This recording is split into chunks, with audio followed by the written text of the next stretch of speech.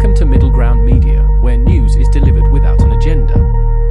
In today's coverage, Segment 1, Houthi attack on shipping vessel. In the first fatal Houthi attack since the Israel-Hamas war began, at least 3 sailors were killed when a missile launched from Yemen struck a Barbados-flagged vessel in the Gulf of Aden.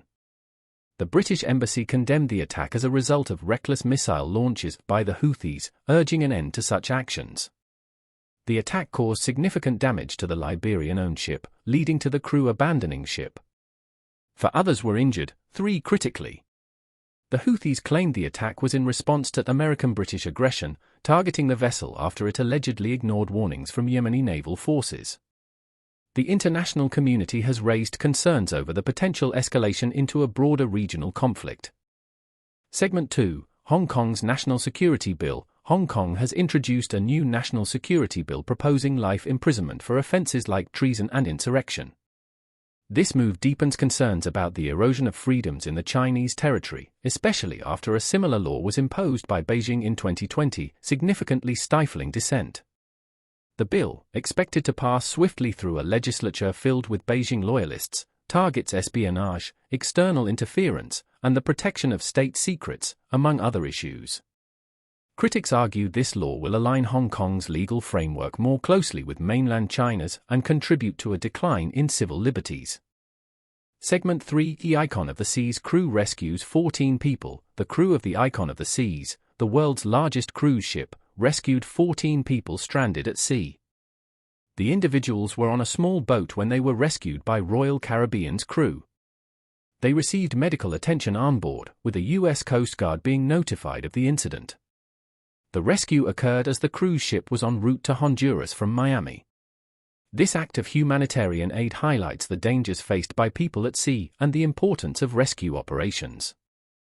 Segment 4, U.S. Army Sergeant's alleged espionage. U.S. Army Sergeant Corbin Schultz has been arrested on charges related to allegedly exchanging sensitive military information with a co-conspirator in Hong Kong for cash. Schultz is accused of disclosing documents and information that could potentially harm the United States or benefit a foreign nation. In exchange for the classified information, Schultz reportedly received about $42,000.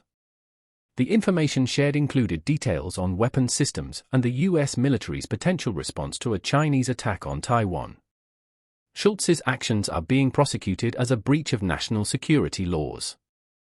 Segment 5, Violence against police in Mexico. Celaya, a city in Guanajuato State, Mexico, has become one of the most dangerous places for police in North America, with at least 34 officers killed in the last 3 years.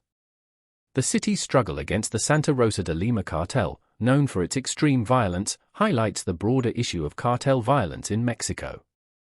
Unlike other cities, Celaya has refused to dismantle its local police force in favor of military or National Guard intervention, maintaining a strong stance against cartel control. This situation places Celaya at the heart of Mexico's national debate on security policy as the presidential election approaches.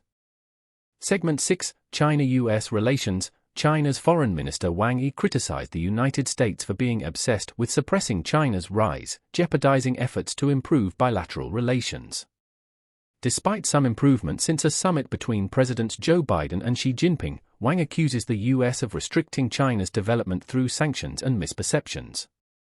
Wang's comments reflect ongoing tensions over issues such as tech, trade, human rights, Taiwan status, and geopolitical conflicts. He emphasizes the need for the U.S. to address its internal challenges rather than suppressing China.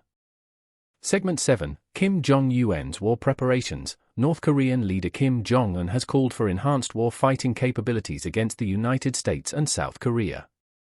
This comes as North Korea's defense ministry vowed to respond to ongoing South Korean-U.S. military drills, which it views as rehearsal for invasion. Kim's visit to a Western operational training base underscores North Korea's commitment to strengthening its military readiness amid heightened regional tensions. The U.S. and South Korea's expanded military exercises have led to increased provocations from North Korea, including missile tests. Segment 8, Nanoplastics and Heart Disease Risk. A new study has linked the presence of microplastics and nanoplastics in human arterial plaque to an increased risk of heart disease.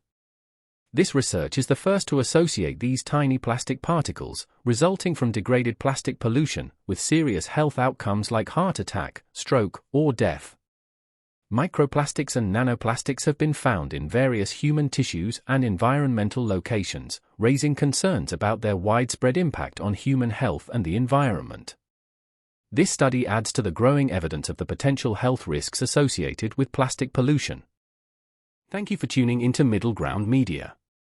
Don't forget to like and subscribe for more unbiased news. Join us again tomorrow for your daily dose of truth and clarity.